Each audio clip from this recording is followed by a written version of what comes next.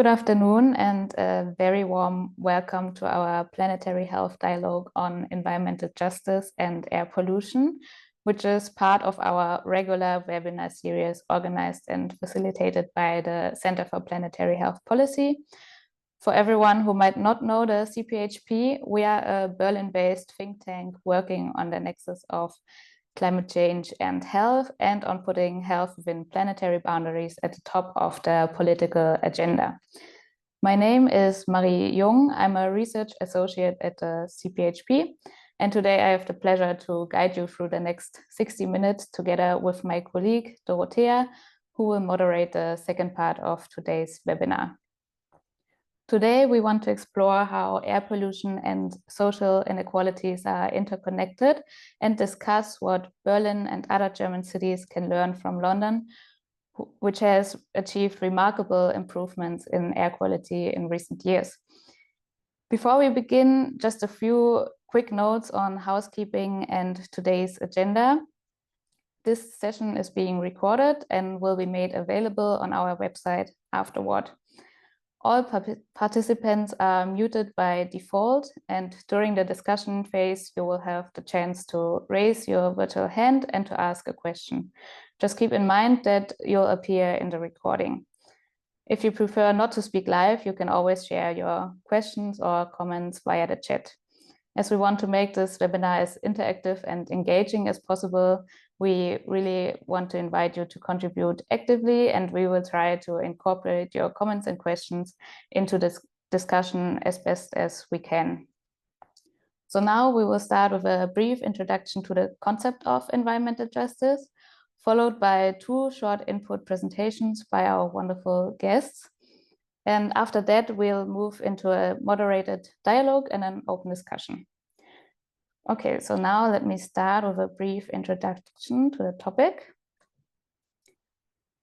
The concept of environmental justice emerged in the United States in the 1980s when marginalized communities began protesting against the placement of polluting industries in their neighborhoods. Since then, research has repeatedly shown that low-income groups, as well as racial and ethnic minorities, are often more exposed to environmental hazards, such as air pollution, noise, and heat, and have less access to environmental resources like green spaces. The US Environmental Protection Agency has defined environmental justice as the fair treatment of people of all races, cultures, incomes, and educational levels with respect to the development and enforcement of environmental laws, regulations, and policies. Fair treatment implies that no population should be forced to shoulder a disproportionate share of exposure to the negative effects of pollution due to lack of political or economic strength. So this definition shows already that environmental justice is not just about who is most exposed to pollution, but also about recognition and participation and ensuring that all communities have a voice in the decisions that affect their environment. So in this sense, environmental justice helps us to understand how social inequalities and environmental issues intersect, and why, for example, tackling air pollution also means addressing broader questions of fairness and health equity. And one environmental hazard that we focus on in our work at CPHP is air pollution. Air pollution remains the largest environmental health risk.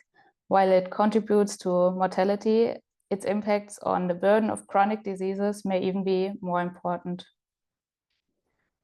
When looking at air quality data, we can see that pollution levels differ significantly between and within cities.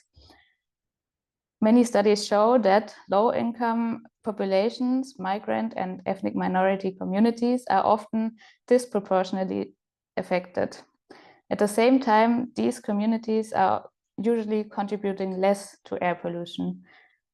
Research reveals that higher income households not only own more cars, but often they also drive longer distances and have vehicles that emit more pollution per kilometer. But environmental justice does not only look at these distributional aspects, but also at recognition and procedural issues that also play a role in unequal exposure to environmental hazards. For example, how the housing market shapes who lives in more polluted neighborhoods and how inclusive decision-making processes are. And all of these factors contribute to the reality that some communities are more exposed to air pollution than others. And in our project on the implementation of the new ambient air quality directive in Germany, we want to make sure that these inequalities are considered so that everyone can benefit from cleaner air and better health in the future. And one city that has made already impressive progress in air quality is London. However, while overall air pollution has decreased significantly in the past years, a recent report shows that some communities, such as diaspora, immigrant, and Black Londoners, are still more likely to live in areas with higher pollution levels than others. And the report also emphasizes that further efforts are needed to close these gaps. Therefore, I'm now very excited to introduce Shirley Rodrigues, who will share insights into how London has managed to reduce air pollution so remarkably in recent years, and why it still remains a challenge in some areas. Shirley serves on the board of C40 Cities, the global network. Now my presentation is gone. Just 1 second. Yeah, she serves on the board of the C40 Cities, the global network of almost 100 mayors committed to climate action. And she's also chair of the Brief Cities Advisory Committee and a member of our Common Air Commission, both of which work to accelerate efforts to tackle air pollution worldwide.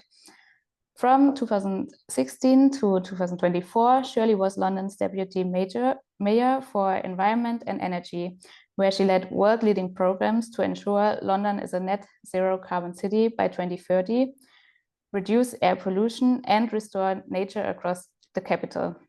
Her leadership included introducing the ultra-low emission zone, the world's largest clean air zone of its kind, which cut roadside NO2 pollution by more than half, as well as developing London's first surface water flooding strategy and a range of nature restoration initiatives. Prior to that, she worked in philanthropy, overseeing a global climate change grants portfolio at the Children's Investment Fund Foundation. And she also had held senior roles within the UK government. Shirley, thank you so much for joining us today. We are delighted to have you with us, and I hand over to you. Thank you very much. I'm delighted to be here and to be invited to speak a little bit about what we've been doing in London. But I'm going to bring in some experiences that I've had or having with some of the organisations that I'm working with, C40, Breathe Cities, and our Common Air Commission, because obviously this isn't just a London issue, it's a global issue, and many cities are trying to tackle this.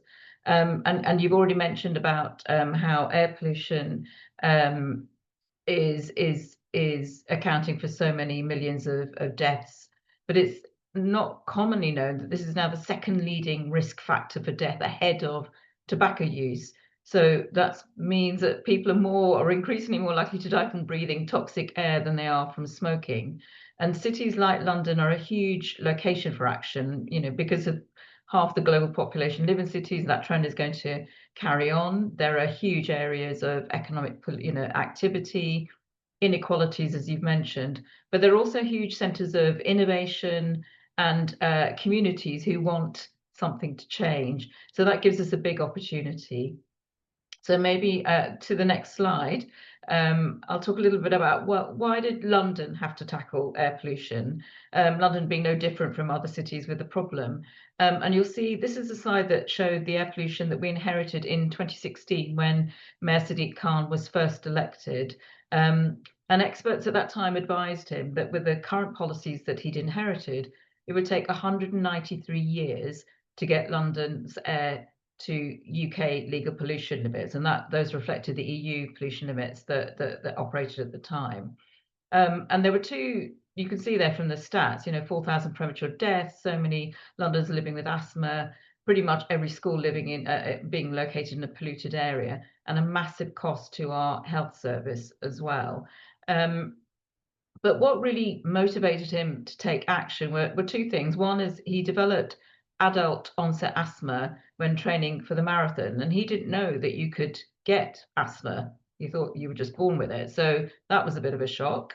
And then he met a campaigner you may have heard of, Rosamond Adu Kissy Deborah, whose daughter Ella had died from a very severe asthma attack, and she was campaigning to make sure that Ella's cause of death was cited on her death certificate as air pollution, and she won that case.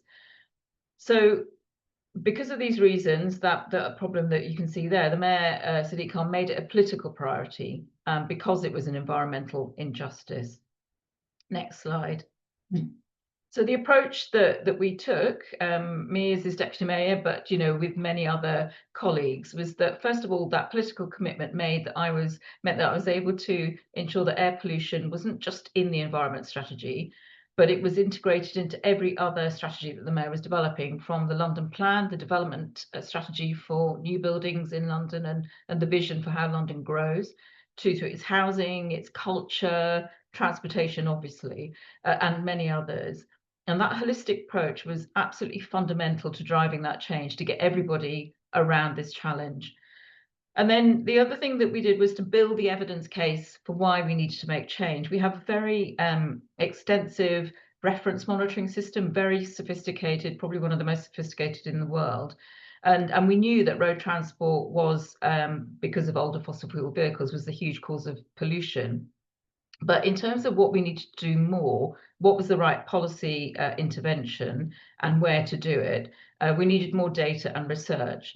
And we also needed to have data and research to build a case for action to Londoners, to persuade them that this was the right thing to do, and obviously to get the finance to implement that. And so you can see some of the reports there around like the health impacts and the air quality exposure and inequality study there. And we used independent research institutes like Imperial College, then King's College, Bloomberg Philanthropies, and many others to help us with identifying the health, economic costs, and so on. But because that data had a time lag, we also set up a network of low-cost monitors so that we were able to provide real-time data to people, for local people to use alongside that reference data. And that data was really important as we work with a range of stakeholders, from businesses to communities to health professionals to parents, partly to raise public awareness of the health impacts of air pollution, so that we were able to frame ULEZ and the other air policies that we introduced as a health issue rather than about environment. But it also made air pollution really visible. People could see on the school run air pollution spiking and then calming down, and then spiking again at lunchtime as people went home for lunch and so on. And that data helped people create their own campaigns in their local WhatsApp groups or on the streets outside their schools, demanding school streets. And that really showed that there was a silent majority who wanted action, not the very vocal minority that we were hearing from saying, we don't want this. And we use that data to devise those bright policies. So obviously the ultra low emission zone for us was the right scheme in London, given the mayor's powers and the main source of emissions. And we use that data to identify which which drivers would be affected, so that they could be given support, for example, scrappage schemes or temporary exemptions. We introduced a reimbursement scheme for people going to hospital, and we managed to get some third-party offers with sort of discounts on car clubs and so on. And we introduced a scrappage scheme, a very big scrappage scheme in London, £186 million, and that's not possible for every city. But those exemptions and other support can help as well. Next slide, please. But we also took, in parallel, a lot of action. Some of it we had to do ahead of the ultra-low emission zone being introduced, because the criticism was, well, why don't you clean up your own fleet? Why are you asking us to stop using our vehicles or to manage that? So we cleaned up the buses and we cleaned up the taxis. We brought in a network of buses, a circular orbital network in outer London, where public transport was slightly less sophisticated or available than inner London. We looked to bring in more electrification. electric vehicle charging fleets and the charging stations as well, so that we now have, as you see from those stats, very impressive numbers there, which took a lot of work and a lot of effort. But it was really necessary to show that we weren't just penalising car drivers, but we were also building up the public transport offer so that people could make the switch. And next slide. And really that led then to the ultra low emission zone being introduced. And the key thing to note is that we phased it. It was over 3 phases. The first big launch in 2019 in the congestion zone area in central London. It was expanded across inner London, about 18 times the size of that small zone in 2021. And then enlarged again in August 2023 to expand it to cover the whole of London. And what that means now is that it covers about 9 to 10 million people, the largest zone of its kind in the world. And you can see there the huge impacts we've had, which can be seen in a one-year on report that has been independently quality assured. And that independence is very important. You know, it's not the mayor marking his own homework. And those are very major cuts in NOx emissions of 24%, 29% in PM2.5. We've also seen 2% cuts in CO2 emissions. But what we're seeing is that air quality has improved at 99% of those monitoring sites across London. But particularly important for us was that for some of the most deprived communities living near London's busiest roads, and where they have little choice to live, there's been an estimated 80% reduction in people exposed to illegal levels of pollution. So that's a big, big difference. We know we have a lot more to do.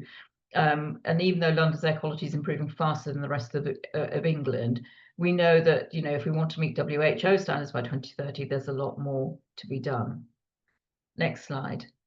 And we did all this whilst facing, you'll have heard the culture wars, you're probably facing that yourself. This wasn't really an issue in 2019 when we introduced the first phase. Yes, there was some opposition, but you know, it was dealt with by evidence and so on. But then it got progressively harder to make the case with much misinformation and disinformation. You know, we were dealing with court cases, which were the sort of standard, you know, run of the sort of opposition that you would expect, and demonstrations of people who didn't like it or wanted exemptions. But then that progressed to people illegally cutting down cameras, harassing employees, even an explosive device, and of course, vile social media attacks on the mayor and others. And I think one of the key things for us, and we'll probably talk about this in the discussion, is it wasn't just enough to come up with evidence.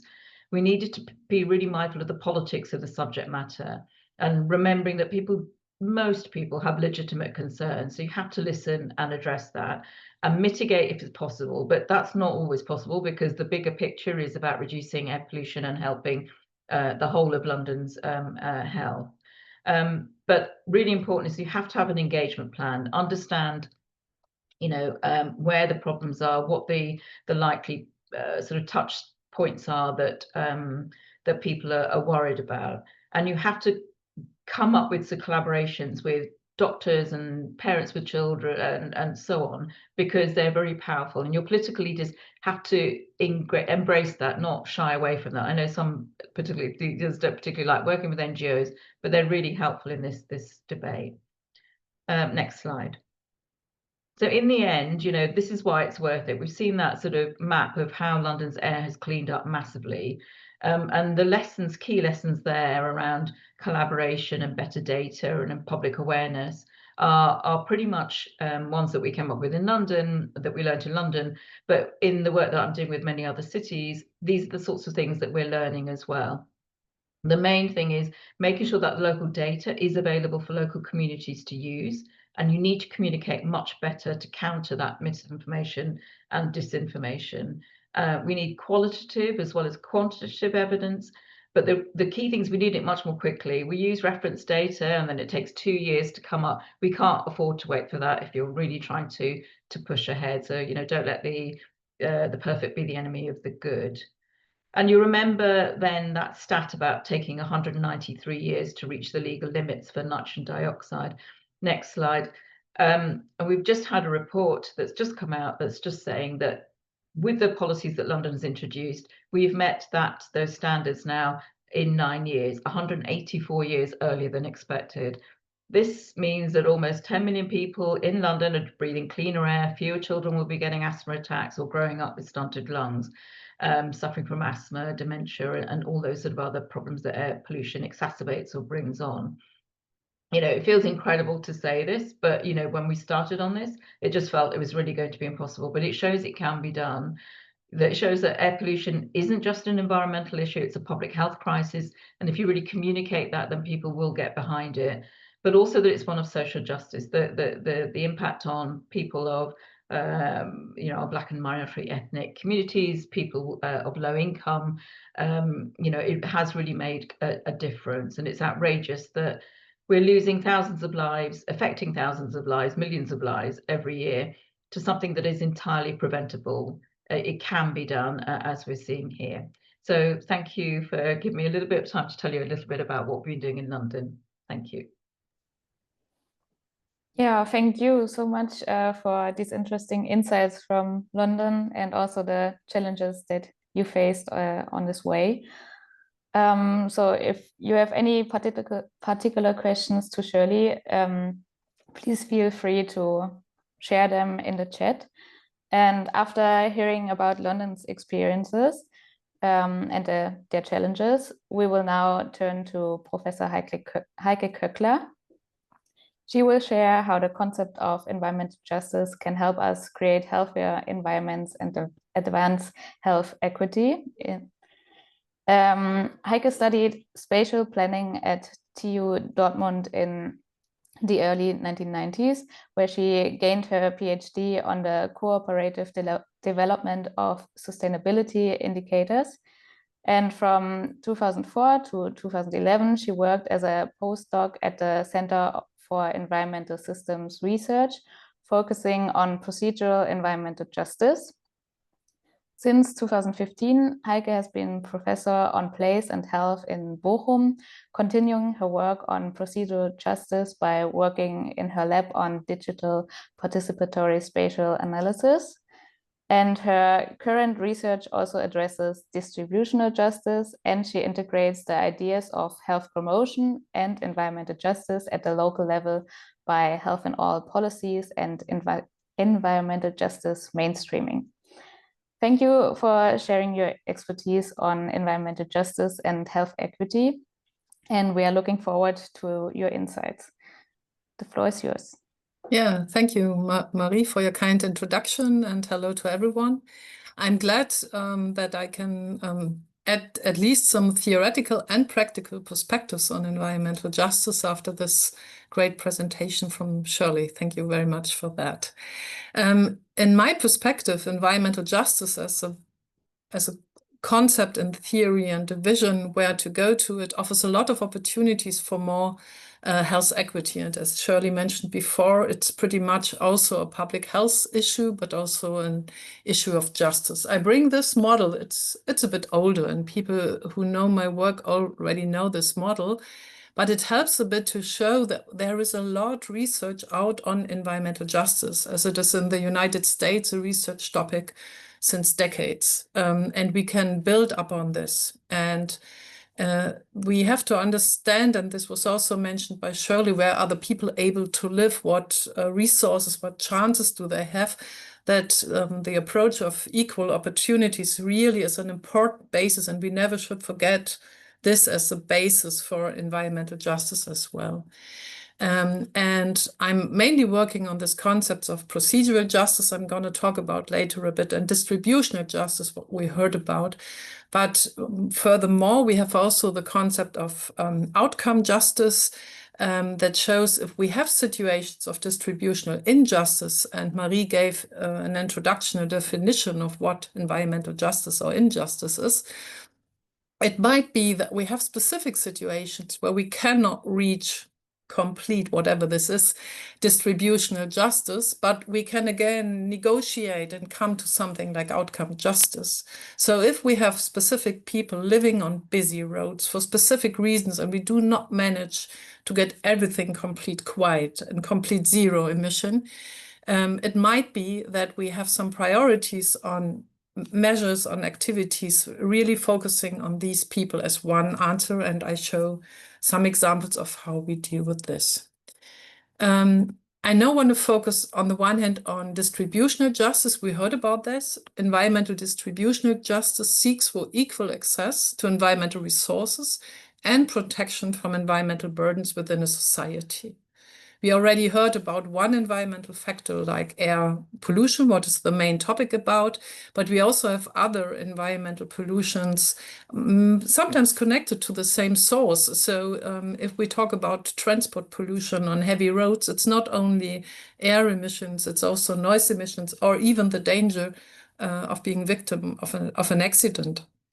Additionally, we have, this is CPHP, so we have a lot of climate change topics like heat being discussed and also being at the same time at the same place like air and noise emissions. And also we have a lack of resources, like, for example, access to green and blue spaces. And as Shirley already mentioned, it's very important to collaborate and not to think in silos, and to combine health, urban planning, environmental planning.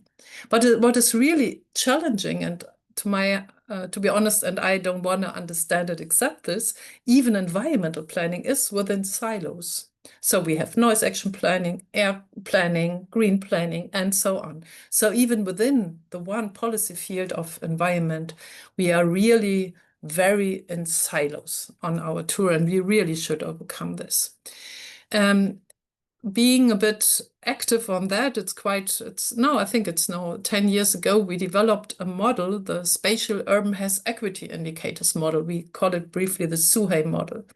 This is just a screening tool integrating existing environmental goods and bads, and showing which part of the city is more burdened, has more or less resources compared to the average of the city. So it is a relative, a disproportionate share of, in this case, green space, hot islands, and noise from roads.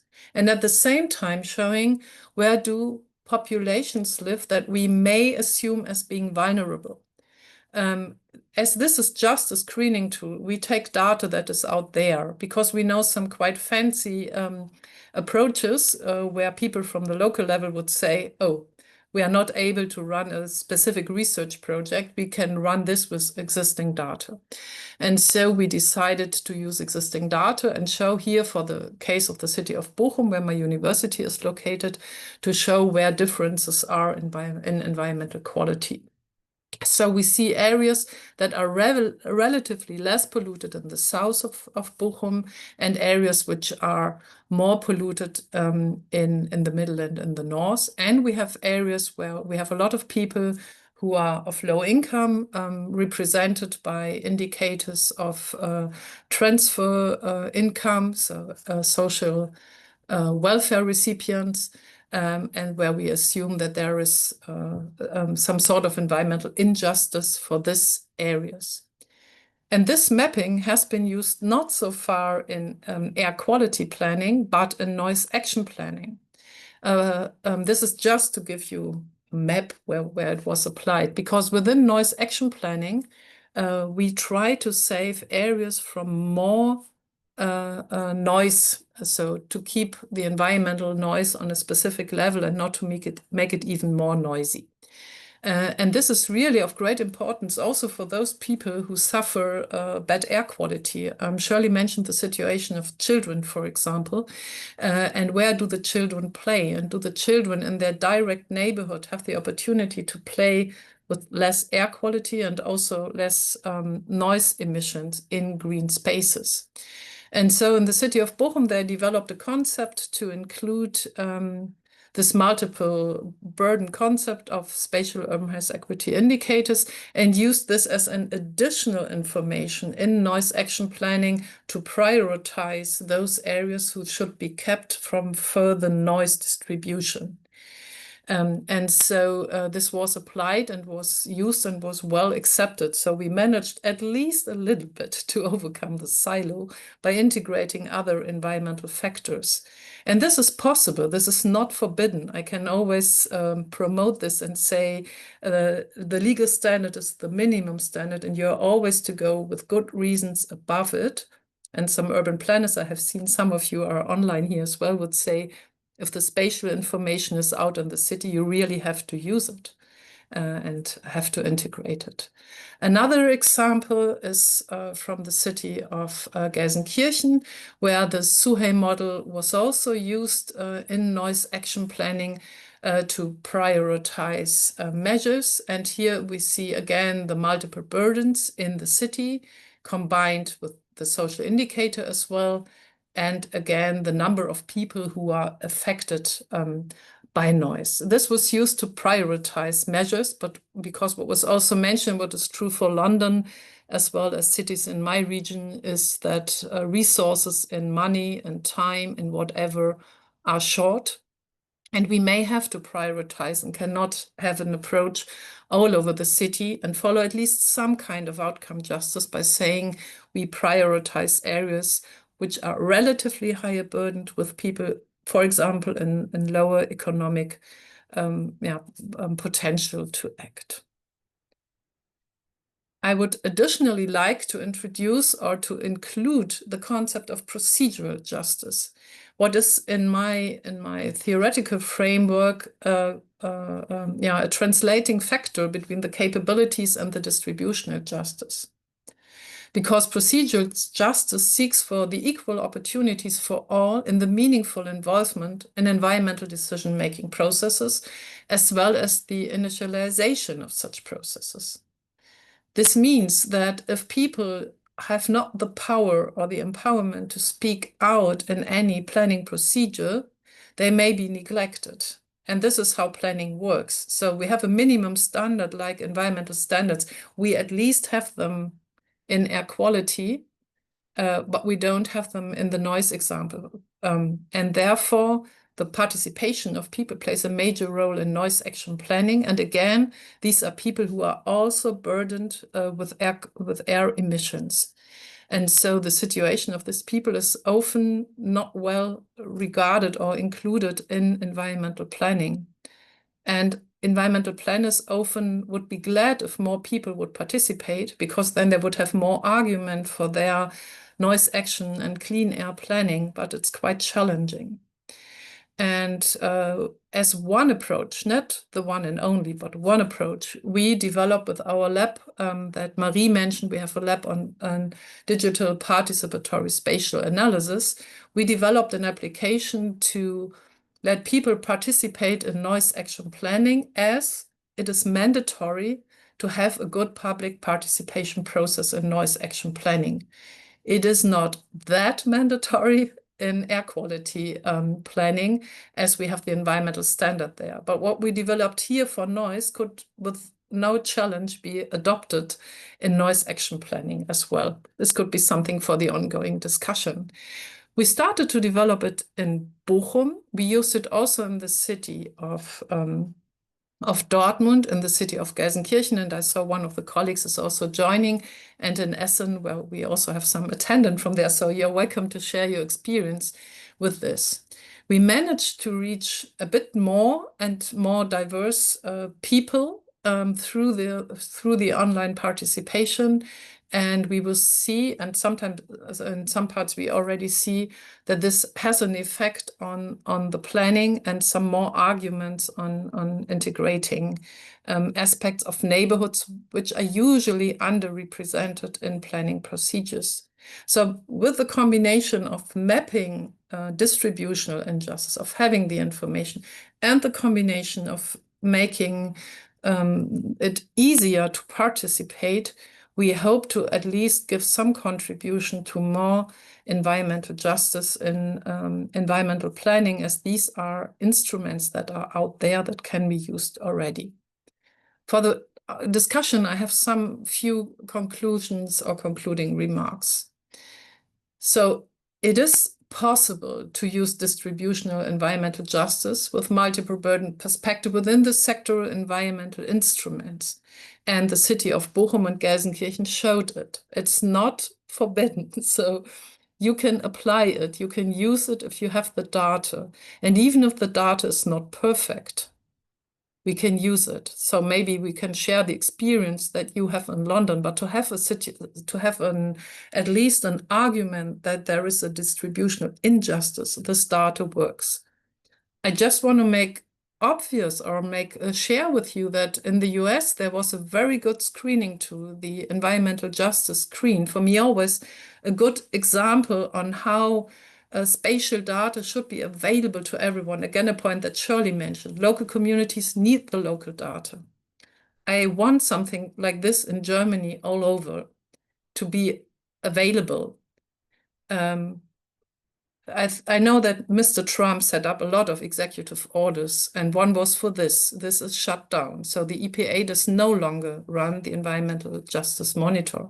And this again shows that it is important to share this data and to have it available independent of any kind of president that would like to stop these ideas of environmental justice. More procedural justice can be supported. It can be supported by online participation, but just offering online participation is not all. We have very good and active people in environment administration that work there to reach something, and Shirley also showed good examples from London. So we have to build alliances between the public and between the people in administration. I added these examples from noise action planning as we have some experience in this field. And it makes sense also for the main question of today, what does it mean for air action or for air planning? Because we have the same sources in industry and transport. And again, we have to combine it.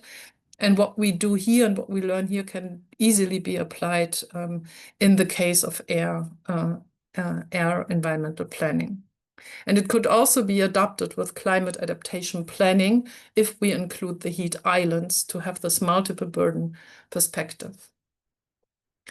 I'm not very glad on how we by now represent the vulnerability of population because we have specific data available. So we have this social welfare income recipients as one indicator. That this does not say all, but we can include more and better how vulnerable populations are, and the vulnerability of population principle could be one that should be implemented in environmental planning, because usually we do not do in environmental planning. We say all humans are equal.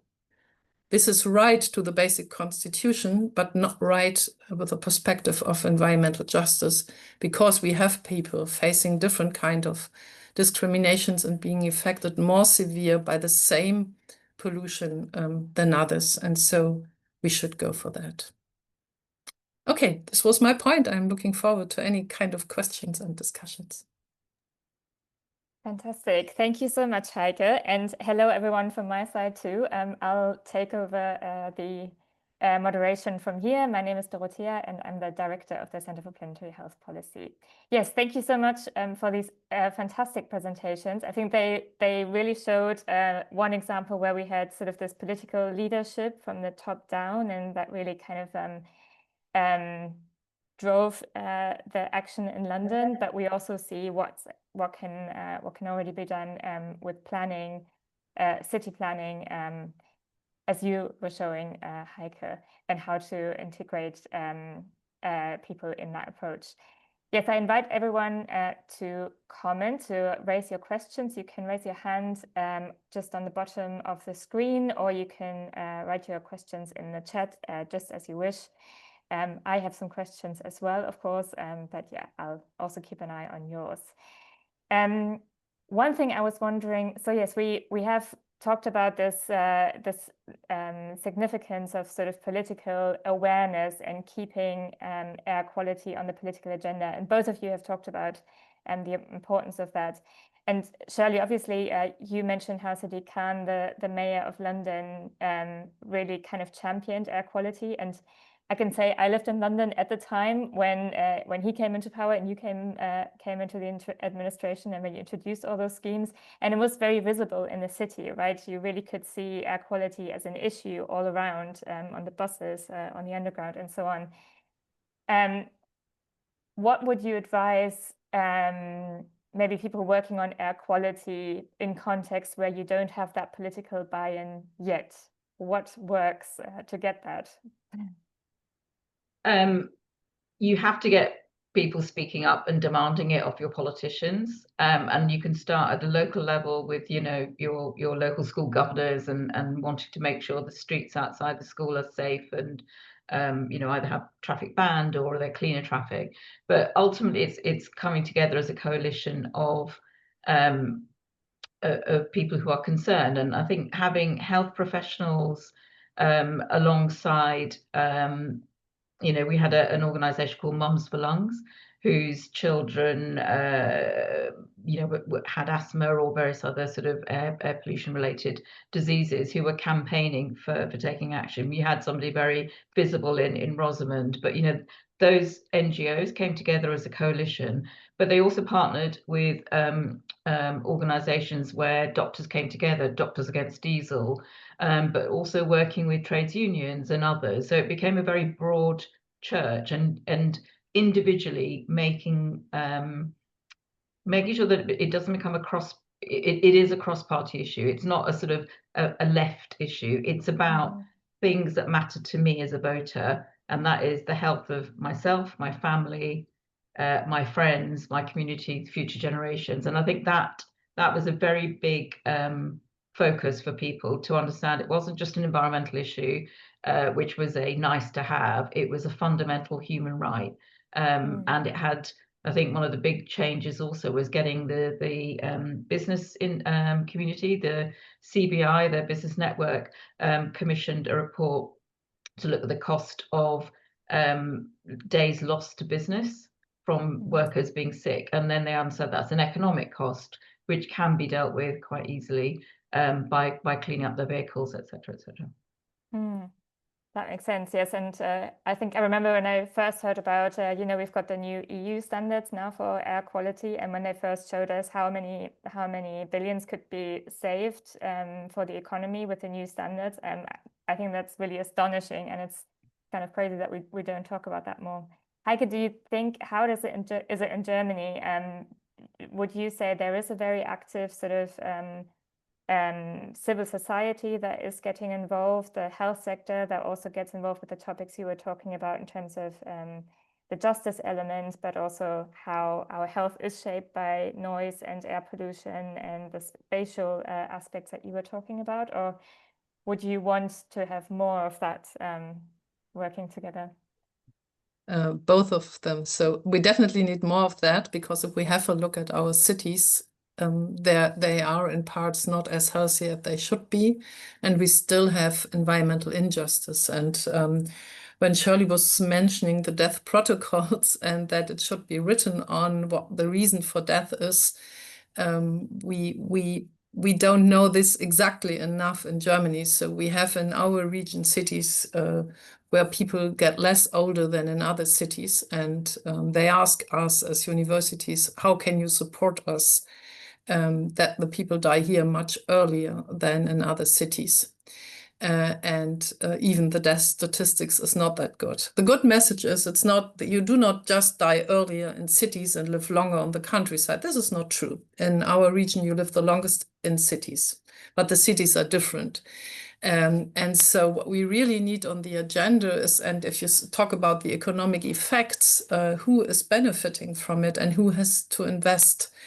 The cities have to invest, and we have to change, especially the mode of transport. And I think the acceptance in any kind of changing the mode of transport is very difficult. So we are really working on that.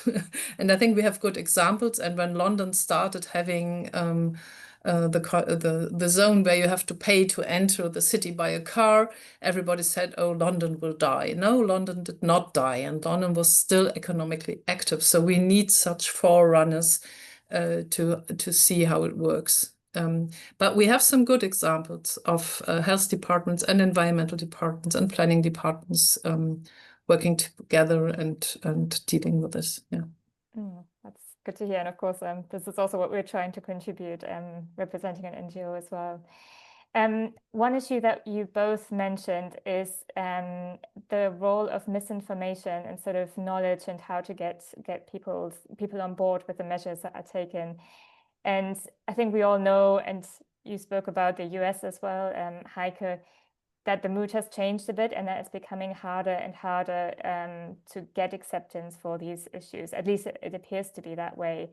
So it sometimes almost seems that those people who would most benefit from these measures are hardest to convince and most targeted with this kind of misinformation from certain groups. Do you have any advice how to deal with that? Shirley, I know the C40 has worked a bit on this as well, the misinformation issue. Yeah, and when we were implementing the ultra low emission zone, the third phase, the final phase, expanding out to London, that was the hardest. And we had done a lot of work in the other phases of sort of putting information out about what the changes were and why it was good, and it's a good thing for you, etc., etc. But we, I have to say, we weren't prepared for the pushback and the disinformation.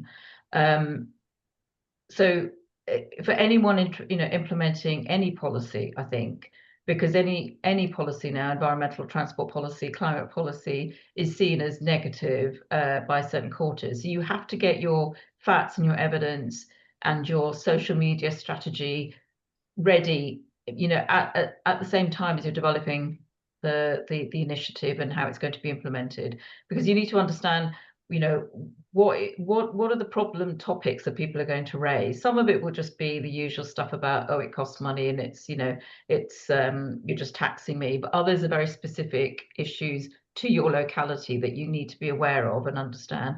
You have to constantly check in, do surveys and focus groups, because I think one of the things that that kept us going was that whilst the media and the daily cutting down of cameras, I mean, honestly, we were getting the numbers coming in every day, and I was thinking, is this actually going to open with enough cameras? Was you could see that the general population weren't bothered, they weren't affected, but they were starting to be turned by the media and thinking this is a problem, even though they weren't affected. And we had a vehicle checker where people could go on and check the vehicles, and most people in London, about 50%, especially of people of low incomes, didn't even own a car, so weren't ever going to be affected. They were using public transport. And of the others that had vehicles, most of those were compliant because our standards were set at Euro 4 petrol, Euro 6 diesel. And then, for the minority, there was help. So we had to keep pushing that message, And there's in one of those documents, there's a very interesting graph about, when something comes in, people are saying, oh yeah, absolutely, we want clean air, a very big support. And then as it gets closer to implementation, support falls away. And then when it comes in, there's still a lot of opposition, but then people realize they're not affected, or they're seeing cleaner air, all the help is there, and then the support comes up. So I think it's also about keeping your nerve about that. But you really got to get your understanding of your digital landscape and the social media strategies that you can use. Be proactive, and sometimes pick your battles. Sometimes it's a lot of noise and you think you engage in it, you amplify the problem. So maybe you choose, you've got to work, when we're talking about silos, you've got to not only work with all your departments, but you've also got to work with your communications department, but also your political communications, which is usually the people around the mayor, because they will understand that maybe a little bit better, I think. And then keep monitoring and getting the good news stories out there. We did a lot of work with our champions to say, this is really helping. I can see my school, is not polluted, or using that real-time data. So using them to speak up as well when they don't want to listen to the mayor or me or whatever, getting them to speak for you is also very helpful. Yeah, that makes sense. I can imagine. And again, maybe the health community can also help there. So important. Yeah, they're trusted, much more trusted than politicians. Yeah.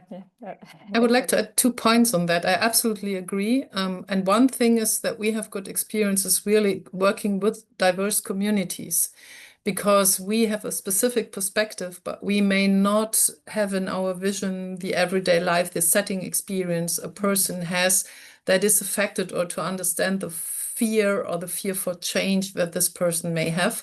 So using community health or participatory action research really means to understand the everyday life of people who are not academics, who are not in power, to meet them. And we also see it as a non-solved problem. I just shared a link for a special issue in Cities and Health, a journal you all may know. We had a working group with public health people and environmental and urban planners. And we again came to this topic. It's so important how to visualize this question of health equity for urban planners, but also for communicating with the public. And we selected some examples for a commentary, and we invited, the call is still open. So if you have good examples on how to bring this together and use this aspect on showing, communicating, visualizing, it's really important. Yeah, there's some more research to do, or some good practice examples for that. Yeah, and do take a look at the links. I think I posted all. I think Marie has. There's some examples there from many of the cities in the C40 or Breathe cities, and a little bit about some of the campaigns that we ran and the lessons learned there. So it's very much around the ULEZ and clean air zones, but actually it's very applicable to many other environmental initiatives that we're all thinking about in terms of working with the community, not against them. Yeah. Yeah, thank you so much for sharing those resources, and very, very helpful. We have a few minutes left, so again, if you have any questions or any points you would like to raise, now is your chance, so please do. One thing that just came to my mind was, obviously London is a big city, it has a lot of resources, it's quite a rich city compared to many smaller cities, and now with the new air quality standards that we're getting in the EU, obviously all local governments will have to, in the European Union, will have to introduce those measures to meet the new standards. And I guess for some of them that might be more challenging to communicate, to do exactly what you were just advising, Shirley, to have the data, to have the resources to engage with communities, maybe to also commission some research and some data. So I wonder if there's anything that those kind of smaller or less financially well equipped cities and towns can deal with this. Yeah, I think, London may be a big, rich city, but, we have our financial pressures too, and there are a lot of pressures on us to implement on housing and so on. So I think, it isn't easy, and, we had help from philanthropy as well, to help pump prime some of the work that we did on Breathe London, for example, the network and so on. But I think Heike's point about mapping and doing that multi-burden approach is something that I would say that is really important. With whatever data you've got, if you could do that overlapping analysis, which we did in London, and there's a link there to the mapping that we did, and then we use that to do that sort of screening to understand where were the hotspots of air pollution. But then if you're tight on resources, then you can use that to target interventions in the area which has the most combination of issues of air pollution and vulnerability to heat, or deprivation, or we did lack of green space, or you could cut it by under fives, or whatever. So do have a look. There are lots of different fields, and I know that's quite complicated to do, but I'm sure in even small cities you've got the wherewithal to come up with a very simple screening, or some of the tools that Heike's talked about as well. I think that's key, I think, to where you've got limited resources. And then I think just limited, you might not be able to fund a scrappage scheme, but you can think about exemptions, you can think about phasing and so on. But you've also got to balance that the more you give exemptions and phasings and so on, then the less of an outcome you have on the big issue that you want, which is reducing those health impacts. So you do have to be a bit careful about how much you give away. And then, like I said at the beginning, I think, sometimes it's better just to get it in, so that you can expand it, because if it's just knocked back, then you lose a generation when you could be starting to sort of open the door. And actually just these experiences, whether it's from London or Paris or Bogota or whatever, we're starting to see these clean air zones, and other air pollution initiatives. This, for London, it was transport. For other cities, it'll be the heating systems or whatever. They're all starting to flow because people, know that they're good for their health as well as their economy. Yeah. And on the health issue, there's actually just a question that came in for you. If you can show, or is there evidence, I suppose, on how the health of Londoners has improved with the better air? Yeah, that's a big question, and that is it's being looked at. I think it's too soon to tell whether 1 year on how much of a difference that is making, but it's people anecdotally are saying less asthma attacks, and they can breathe more easily and so on. But obviously that takes time to get that. We monitored, I think, the sort of health admissions into hospitals for asthma and so on. So there is that monitoring happening. So I'm looking for that too, because that's the big one. But all the modelling shows that if you can cut those emissions, then it will have an impact, and quite a big impact too. So yeah, as soon as we've got that, I'm happy to share that. Yeah, great. We'll look out for that. Yeah, and I guess that's always a challenge with air pollution. It's sort of it's such an invisible thing, and it's something that you have to measure long term.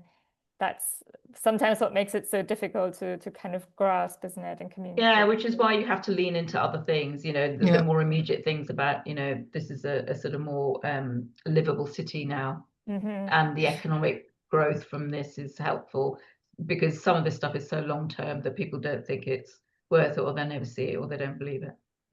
From a scientific perspective, I would really like to add, if you saw our SUHE model, it's spatial urban health equity indicators, and we have no health indicator in because it is inside by the decision of which level and what kind of environmental indicator do we take that has a health harm from an epidemiological perspective. And we say we do not, again, for each single city have to prove that PM10 is not good for your health, that it produces lung disease, or we know from all the WHO guidelines about the health effects of air quality. So we do not have to prove it again for one neighborhood or the one, because there are so many factors that may influence it. But we know from an epidemiological perspective that this effect, this causal chain is there. So it is good to have this data. The politicians always want the health data in there. But what do we do if we do not have the immediate effect in this very small or specific population? And then again, it's complex, and we really have to explain and argue this this well. So yeah. And there has just been a link shared to a study that will come out very soon that looked at the health impacts of ULEZ on, I think, children's health, which is fantastic. Thank you so much for sharing that. We only have a minute left, so maybe just to close, what would be your message to kind of the maybe health workforce, health policymakers who may be listening today? What would be your advice going into this maybe a little bit more challenging landscape in the future? Heike, let's start with you maybe. Okay, I just repeat and make it easy. So overcome the silo and work with the great people in your department next door. Include communities and use the instruments you already have there. You can reach a lot with this. Go for it. Very good, thank you. And Shirley, what would you advise? Yeah, exactly the same as Heike. As a member of the Commonair Commission, what we're trying to do, the sort of all the people on the Commission, is to try to get clean air out there as a fundamental right, not just an environmental issue, but a human right. And we want national governments to really take this on. But you can start that wherever you are, in your workforce, in your cities, and as health professionals, that's your day job, I guess. You're trying to improve public health. So just insert yourself into the debate, into your leadership, into your boards, and say, well, why aren't we doing more? And what can we do working together? The collaboration point that Heike makes, and it's really important as we're facing this sort of tight economic situation we're all in, that this can be done better if we collaborate, I think. So yeah, just make sure it's all into our strategies and decision-making process. That integration at the top really drives everything, because it really makes a difference then to cut those silos as well.